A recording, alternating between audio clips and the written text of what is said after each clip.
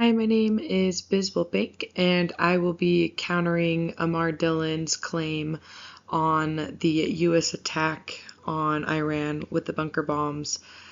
He claimed it wasn't legal, and I'll be arguing that it was legal. His first point was it was an outright attack on another state. And I'm going to argue that this attack was not an outright attack on another state. It was just an attack on a nuclear weapons infrastructure. So this focused strike was specifically on nuclear facilities and not on civilians or governmental centers. And the intent behind this attack was to neutralize a potential threat, not to escalate into war. And so this attack actually had a limited scope. It was a military action, not broad aggression, which is why it was not an outright attack on another state. It was a military operation. The next point, there was a lack of self-defense element. International law, does allow preemptive self-defense strikes. So Article 51 recognizes right to self-defense when there is an imminent threat. And Iran's nuclear program was seen as closing in on weapons-grade capabilities. And a nuclear-armed Iran could pose a few different threats. It's a threat to U.S. personnel in surrounding regions. It prevents the threat of destabilization of allies like Israel and Gulf states.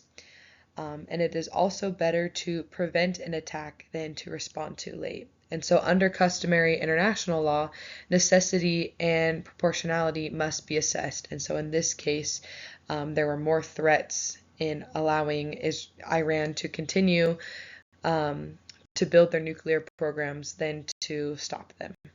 Now, there is the argument that the force that was used was disproportionate, and I actually found comparison before and after images that this picture is the before image, and on the next side is the after image to show you.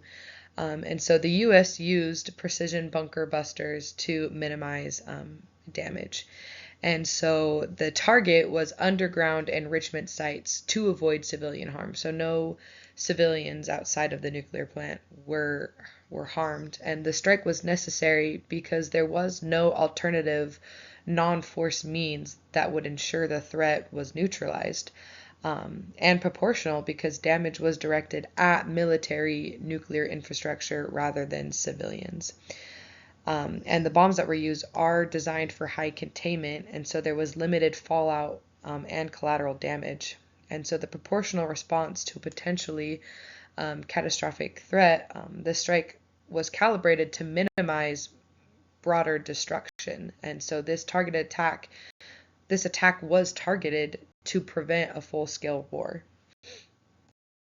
Next point is that the attack violated Article 2 of the UN Charter. And so there are exceptions that exist when global security is at stake. And so not only is the U.S. justified under the Self-Defense Authority post 9/11, but Iran has also continually defied the IAEA inspections, which I'll talk about on the next slide, and international nuclear rules. And so the U.S. has acted where the UN has failed to enforce compliance. And so Security Council resolutions have already demanded Iran halt enrichment. And so U.S. has taken action to keep global peace. So here's that post-damage picture that I was talking about. I thought it was on the previous slide, but it's not. It's right here.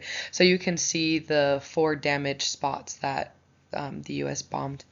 And so first of all, it's not an infringement upon Iran's sovereignty, because sovereignty isn't a shield for illegal nuclear activities. And so not only are concealed nuclear sites a breach of international trust, but when a state violates global security laws, its sovereignty cannot override collective safety. And the primary international treaty for nuclear non-proliferation is the Nuclear Non-Proliferation Treaty, or the NPT.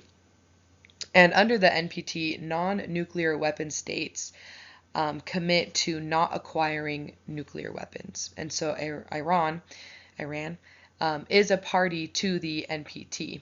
And so while their nuclear materials and facilities are subject to safeguards by the International Atomic Energy Agency, which is the IAEA,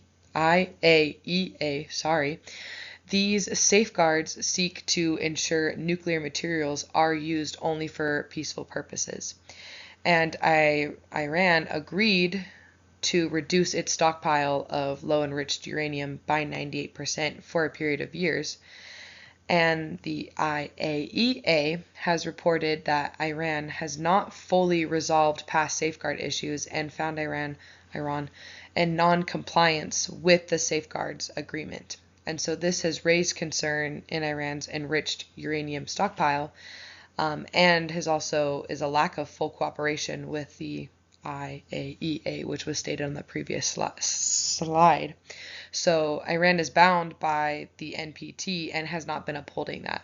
And so while the attack, it was preemptive because Iran hasn't been following these rules and is causing worry among other nations as well. And so here you can see a picture of the damage that was done.